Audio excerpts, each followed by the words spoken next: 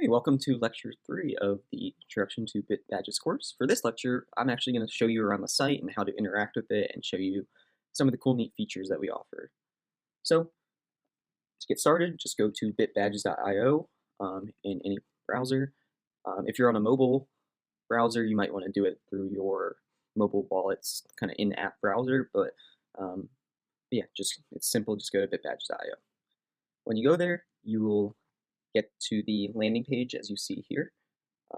It'll explain a lot of what I was explaining in the past lectures, pretty much who we are, what you can do with your BitBadges portfolio, what kind of services we offer. You might even recognize some of these visuals and graphics, and just kind of explaining how we are, multi-chain and support everything all with one interface. So this is the landing page, and I won't go too into depth into that.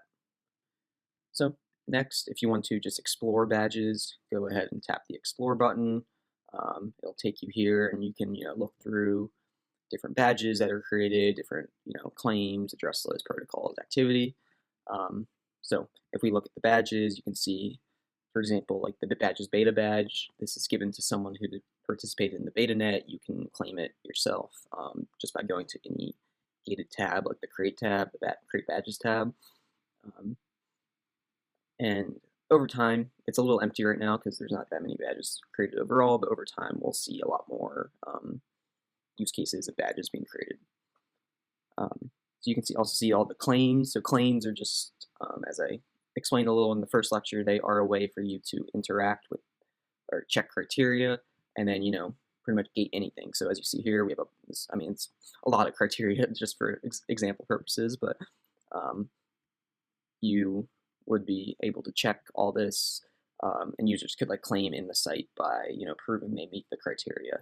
And then as a reward, or as if you can successfully claim, you might get certain rewards, which might be getting added to a badge or a list, getting a badge, or just getting access to a website. You can just include anything as a reward.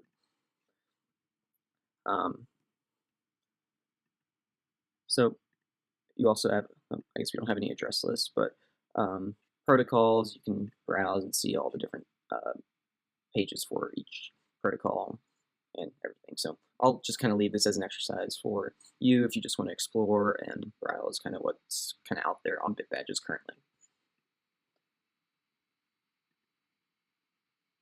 So next, I want to show you a little bit about the Create tab.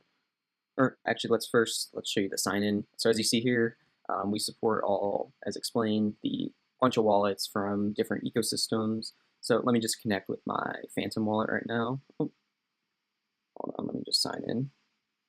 Or let me do MetaMask actually, because I have that configured.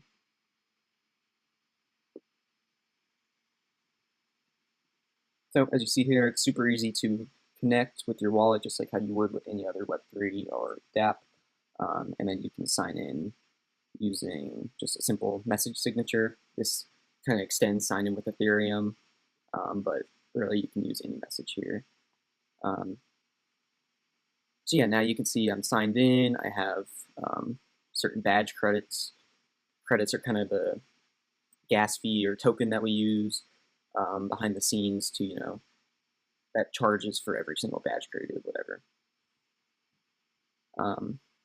So yeah, so right now we're on the Create Badges or Address List tab, and as you can see, it's super easy. We'll go into this the next lecture, but it's no code by default, super easy to create badges, create address lists, and so on. You can create anything that we talked about, attestations, protocols, standalone claims, and then other neat features like anchors and alerts and other stuff. We'll also get into that in future lectures.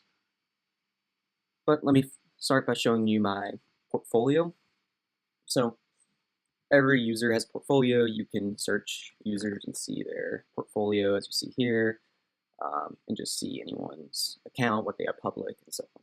So in your portfolio, in my portfolio at least, currently I have these two badges, the beta badge for being a beta participant, and then a Dev and Tell badge for attending this talk. And over time, as you imagine, you'll collect more, your portfolio grows, and then it kind of becomes your digital identity.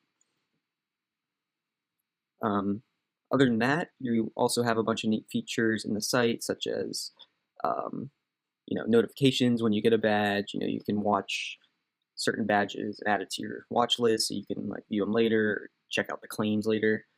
QR codes are a neat feature, as you see here.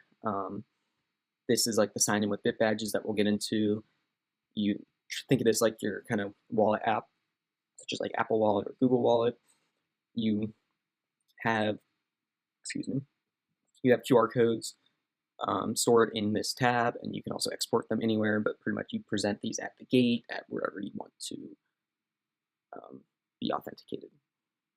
You can also, generate them on the fly with the peer-to-peer verification tab. So as you see here, you just generate a QR code, and then if you actually go to the, if someone scans it, as would be here, you can see it verifies the peer address, and you can also add different customization stuff like adding a badge requirements, showcasing specific attestations, and so on. Let's see. So we also support a ton of different connections, which can be used in the claim interface. We'll get into that again, but super integratable, and yeah.